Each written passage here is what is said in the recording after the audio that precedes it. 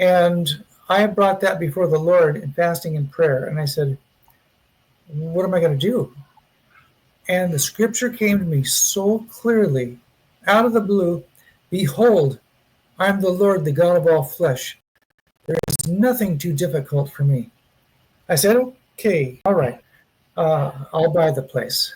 And I didn't have any money. We had probably had $20 in the bank, and they paid me $12 an hour. I had no rich relatives, and the guys knew that. So when the owner took me to lunch, I said, Scott, you got to give me a week.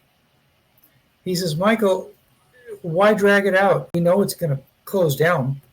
And so within that week, the sound man at church says, Michael, you got an opportunity to buy this business? Well, yes, I do, Brad. He says, let me write you a business plan. I said, thanks, because I don't even know what one looks like.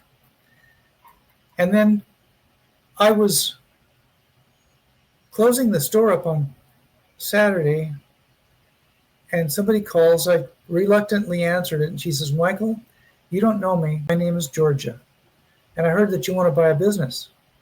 Yes, ma'am. She says, how much are you going to need? She later said, I thought you were going to ask for $25,000. But I said, well, $130,000 to start, and then $50,000 more for the inventory and the lease. There was silence on the phone. She says, can we meet after church? I'd like to see your business plan. So I didn't know what a business plan was.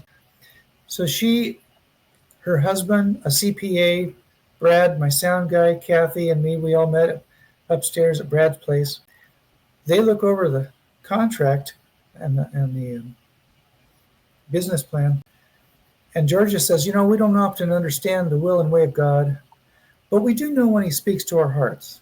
She says, that money will be in your bank account on Tuesday. And then with afterthought, she says, oh, by the way, this is not a loan.